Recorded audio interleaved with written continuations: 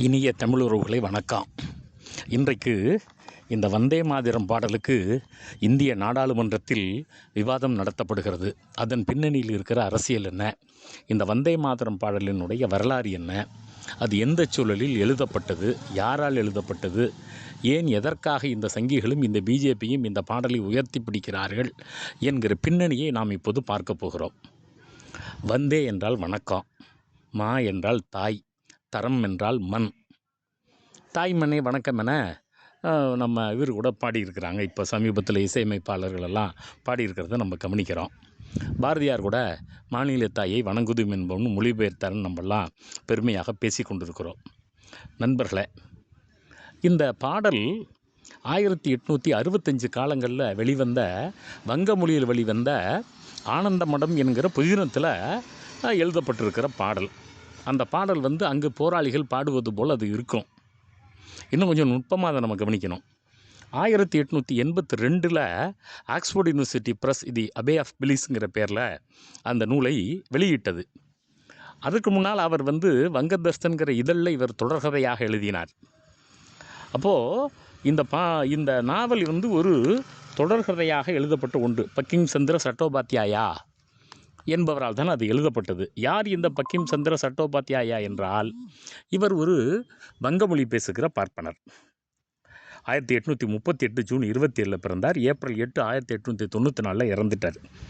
இவர் நீதியரசராக இருந்தவர், துணை ஆட்சியராக இருந்தவர், விடுதலை போராட்ட வீரர் அல்லர். நுட்பமாக கவனிக்கணும். பிரிட்டிஷ் அரசாங்கத்தில் சம்பளம் வாங்கிய அரசு ஊழியருங்கிறத கவனிக்கணும். இவருடைய தந்தையார் ஜாதவ் சந்திர சட்டோபாத்யாயும் நீதிபதியாக இருந்தவர். இவருடைய தாயார் துர்கா சுந்தரி. அதனால் இவங்க யாருமே விடுதலை போராட்டத்துக்கு போராடியவர்கள் அல்லர். ஏன்னா நம்ம ஆட்கள் விடுதலை போராட்டத்தில் அவர் பங்கேற்றார்னு ஒரு பொய்யை சொல்லுவார்கள். பல நேரங்களில் இந்த பொய் சொல்லுவதே இவர்களுக்கு வழக்கம். சஞ்சீவி சந்திரா அப்படிங்கிற இவருடைய அண்ணனும் ஒரு நல்ல எழுத்தாளர். இவருமே ஒரு நல்ல மிகச்சிறந்த எழுத்தாளர் அப்படிங்கிறதுல நமக்கு எந்த சந்தேகமும் இல்லை. கிட்டத்தட்ட 13க்கு மேற்பட்ட நாவல்கள், இலக்கிய கட்டுரைகள், நல்ல இலக்கியவாதியாகவும் திகழ்ந்திருக்கிறார் அப்படிங்கிறத நம்ம பார்க்குறோம்.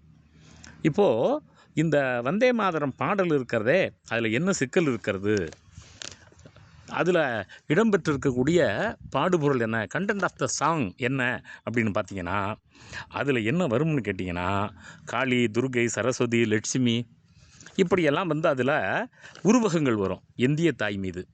அதில் கூட நமக்கு ஒன்றும் சிக்கல் இல்லை. ஒரு நாட்டில் அப்படி பாடுறது ஒன்றும் தப்பும் கிடையாது. இதை நுணுக்கமாக நம்ம கவனிக்கணும். இந்த கதையினுடைய கரு எதுன்னு கேட்டிங்கன்னா, 1771 அப்போ கொஞ்சம் பேர் எதிர்க்கிறாங்க. யார் எதிர்க்கிறாங்கன்னா, முகலாயர்களுடைய நவாப்பாக அங்கே வங்கத்தில் சில இஸ்லாமியர்கள் ஆட்சி செய்கிறார்கள். அந்த ஆட்சியை சிலர் எதிர்க்கிறார்கள். அதை ரொம்ப நுணுக்கமாக நம்ம கவனிக்கணும். அந்த ஆட்சியை எதிர்த்தவர்கள் சன்னியாசி கழகம் தான் வரலாற்றில் அதை பதிவு செய்கிறார்கள். அதில் பார்ப்பனர்கள் பங்கேற்றது உண்மைதான். அதே நேரத்தில் அதில் பல இஸ்லாமியர்களும் பங்கேற்றார்கள் அப்படிங்கிறத தான் நம்ம கவனத்தில் கொள்கிறோம். ஏன்னா மஜ்னு ஷா அப்படிங்கிற ஒரு இஸ்லாமியரும் அந்த சன்னியாசி கழகத்தில் பெரிய அளவில் 1770 பங்கேற்றார். ஆனால் அந்த இஸ்லாமியர்களையெல்லாம் இந்த சட்டோபாத்யாயா, பக்கிம் சந்திர சட்டோபாத்யாயா மறைத்து விட்டார் அப்படிங்கிறது அப்போதே எழுந்து மிகப்பெரிய குற்றச்சாட்டு. எப்போ 1865 மொழிபெயர்க்கப்படுவதற்கு முன்னாலேயே அகமது சோஃபா அப்படிங்கிற ஒரு இஸ்லாமியர் அதை எதிர்க்கிறார். இந்த நாவல் வரலாற்று புரட்டு அப்படிங்கிறார். ஆமாம், என்ன இந்த நாவலில் கதை அப்படின்னு பார்த்தீங்கன்னா, மகேந்திரன் கல்யாணின்னு 2 தம்பதி வங்கத்து பஞ்சம் வரும். அந்த வங்கத்து பஞ்சத்தில் தண்ணி ஒன்றும் இல்லாததுனால இவங்க வெளியூருக்கு பிழைக்க போவாங்க. அப்படி கல்கத்தாவுக்கு அந்த கிராமத்துலேருந்து அவங்க பிழைக்க போகிறது, அந்த பச்சிங்காங்க கிராமத்துலேருந்து பிழைக்க போகும்போது காட்டில் இவங்க பிரிஞ்சிடுறாங்க. ஏன்னா அங்கே காட்டுவாசிகள் மனிதர்களை கொன்று தின்பவர்கள். இந்த அம்மா கையில் குழந்தைய வச்சுக்கிட்டு கங்கை கரையில் ஒதுங்குது. சத்யானந்தருங்கிற ஒரு துறவி எடுத்து காப்பாற்றுறாரு. அவருடைய கணவர் மகேந்திரனை இன்னொரு பவானந்தருங்கிற ஒருத்தர் காப்பாற்றுறாரு. அப்போ இவங்க அந்த ஒரு கனவுல இவருக்கு ஜகாதாத்திரி, காளி, துர்காலாம் தோன்றியதாகவும் இப்படிலாம் இவர் இந்த கதையில் எழுதுகிறார் நண்பர்களே. ஆமாம், அப்போது இந்த இஸ்லாமியர்களுக்கு எதிரான இந்த போரில் எழுதப்பட்ட பாடல் தான் இந்த பாடல். இந்த காலகட்டத்தில் நண்பர்களே, இந்த நூலில் வந்து 1860கள் எழுதப்பட்ட போதே வந்து இந்த வந்தே மாதரம் பாடலை காங்கிரஸ் பேரியக்கத்தில் தான் முத பாடுறாங்க. இதுக்கும் இவங்களுக்கும் எந்த சம்மந்தமும் இல்லை, பிஜேபிக்காரங்களுக்கு எந்த சம்மந்தமும் இல்லை. அது நம்ம ரொம்ப நுணுக்கமாக கவனிக்கணும். அப்போது எந்த சம்மந்தமும் இல்லாமல் அப்போ காங்கிரஸில் இருந்த சங்கிகள் வந்து காங்கிரஸ் இயக்கத்தில் இதை பாடினப்பவே அப்போதே எதிர்ப்பு வந்தது நண்பர்களே. நீங்கள் 1926 பாடினப்போ எதிர்ப்பு வந்துச்சு, 1896 பாடிய போதும் எதிர்ப்பு வந்தது. அது என்ன காரணம் அப்படின்னா, அப்போ வந்து விடுதலை போராட்டத்தில் இஸ்லாமியர்களும் இணைந்து போராடினார்கள். அப்படி இணைந்து போராடிய போது இது வந்து இஸ்லாமியர்களுக்கு எதிரான பாடலுங்கிறது மட்டும் இல்லை, சரஸ்வதி, துர்கை இவங்கெல்லாம் சொல்கிறதுனால இது எங்கள் ஏக இறைவன் கோட்பாட்டுக்கு எதிராக இருக்கிறது. நாங்கள் இஸ்லாமியர்கள் வந்து ஒரே இறைவன் கொள்கை உடையவர்கள், அதனால் நாங்கள் வந்து வந்தே மாதரம் சொல்ல மாட்டோம். நீங்கள் ஒவ்வொரு கலவரம் வருகிற போது வந்தே மாதரம் சொல்லு என்று இஸ்லாமியர்களை சங்கிகள் அடிக்கிற போது அவர்கள் சொல்ல மாட்டேன்னு மறுத்து பலர் கொல்லப்பட்ட வரலாறும் இங்கே இருக்கிறது நண்பர்களே. முகமது அலி ஜின்னா கூட 1926 இந்த பாடல் காங்கிரஸ் இயக்கத்தில் பாடிய போது எதிர்த்தவர். அது மட்டும் இல்லை, அப்போ இஸ்லாமியர்கள் ஒரு மாற்று பாடலையும் முன்வைத்தார்கள். அதையும் நம்ம நுணுக்கமாக கவனிக்கிறோம். சாரே ஜஹான் சே அச்சா இந்துஸ்தான் ஹமாரா ஹமாரா, இந்த பாடலும் உங்களுக்கு தெரியும். கவிஞர் இக்பால் எழுதிய பாடல் இது. அகில உலகிலும் சிறந்த நாடு இந்திய நாடு அப்படிங்கிற இந்த தாய்நாட்டு வாழ்த்து பாடலை அவர்கள் இணையாக வைத்தார்கள். 1923 காங்கிரஸ் தீர்மானம் நிறைவேற்றியது. என்ன தீர்மானம் நிறைவேற்றியது? முஸ்லீம் பகுதிகளில் இந்த பாடலை பாட தேவையில்லை. இதை ரொம்ப நுட்பமாக கவனிக்கணும். இப்போ இன்றைய இனமும் இவர்கள் வந்து ஒன்றும் கொண்டாடினா 1865 கொண்டாடி இருக்கணும், அல்லது 1896 கொண்டாடி இருக்கணும், அல்லது 2023 அந்த 100 ஆண்டுங்கிற அந்த கதைக்கு வரணும். இது எந்த விதத்தில் 100 ஆண்டு கதை வருதுன்னு நமக்கு தெரியல. இவங்க 2019 ஜெகஜீவன் ராமனுடைய மகள் அந்த மீரா அம்மையார் வந்து சபாநாயகராக இருந்தப்போ, மீராகுமார் அந்த அம்மையார் இருந்தபோது இதை வந்தே மாதரம் பாடலில் பாடினப்போ பகுஜன் ஜமாத் எம்பி ஜாகூர் ரஹ்மான் வெளிநடப்பு செய்தார். வெளிநடப்பு செய்தப்போ வெளியில் பத்திரிகையாளர்கள்ட்ட இந்த கருத்தை சொன்னார். இந்த மாதிரி இது எங்களுக்கு எதிராக இருக்கிறது ஆனந்தமட நாவல் அப்படிங்கிற கருத்தை. அந்த அம்மா வந்து அதை புரிஞ்சுக்காமலே அவரை ரொம்ப கடுமையாக விமர்சனம் செய்ததை பார்க்குறோம். இப்போவுமே யாருமே வந்து இதை புரிந்து கொள்வதில்லை நண்பர்களே. இதை நம்ம ரொம்ப நுணுக்கமாக கவனிக்கிறோம். ஆமாம், அந்த பாட்டினுடைய பொருள் என்னென்னா, வங்கதேசை விடுதலை செய்யணுன்னு தான் அன்றைக்கி அந்த சன்னியாசிகள் கழகம் நடந்துச்சு. யாருக்கிட்டேருந்து? இஸ்லாமியர்கள்ட்டேருந்து. இந்தியான்னு சொல்லலை. அதில் ரொம்ப நுணுக்கமாக கவனிக்கணும். அந்த இடத்துல இவங்க இப்போ கோஷம் போடுற பாரத் மாதா கி ஜெய் கூட அப்போ இல்லை.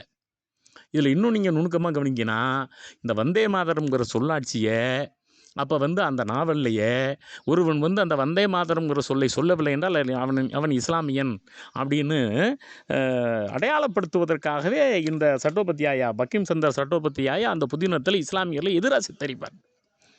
உண்மையான சன்னியாசிகள் கழகத்தில் மஜ்னு ஷா போன்ற பெரிய இஸ்லாமியர்கள் பங்கேற்றார்கள். இவர்களுக்கு வேலையே இஸ்லாமியர்களுடைய விடுதலை போராட்டத்தை மறைப்பது தானே. இத்தனைக்கும் நவாப் எதிர்த்து போடியவர்கள் இஸ்லாமியர்கள்.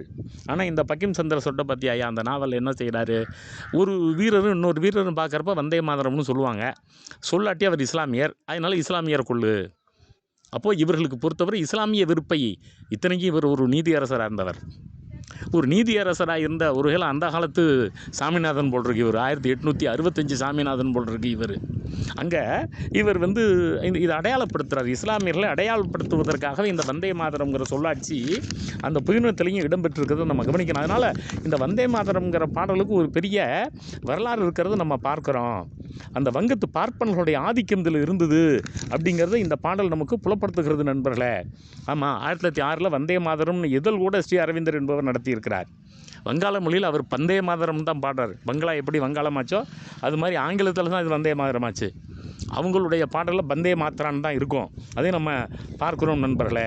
பிபின் சந்திர பால்னு ஒருத்தர் 1905 8 வரலையும் இந்த வந்தே மாத்ரா அப்படின்னு ஒரு இதழ் நடத்தியிருக்கிறத நம்ம பார்க்குறோம்.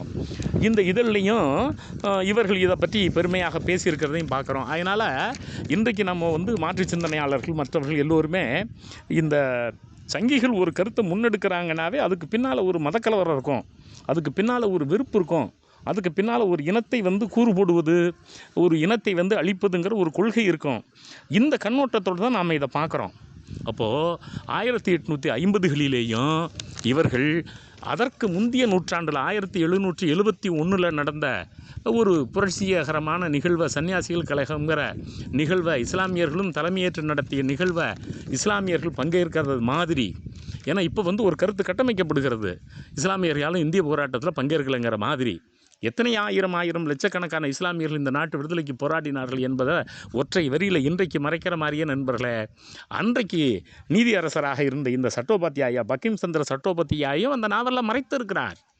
இவர்கள் பரம்பரையே 1000-2000 ஆண்டுகளாக மற்ற மதத்தவர்களை வெறுப்பூட்டுவது தான் அப்படிங்கிறத இந்த நேரத்தில் நம்ம கவனத்தில் கொள்ளணும். இந்த நேரத்தில் இந்த வந்தே மாதரம் பாடல் நாடாளுமன்றத்தில் பாடப்படுகிறது, நாடாளுமன்றத்தில் அதை பற்றி விவாதம் நடத்தப்படுகிறது என்பதே ஒருவித மத வெறுப்பு, இந்த நாட்டில் சிறுபான்மையினருக்கு எதிரான நிகழ்வு என்பதை கவனத்தை கொள்ளணும். அனைவருக்கும் நன்றி.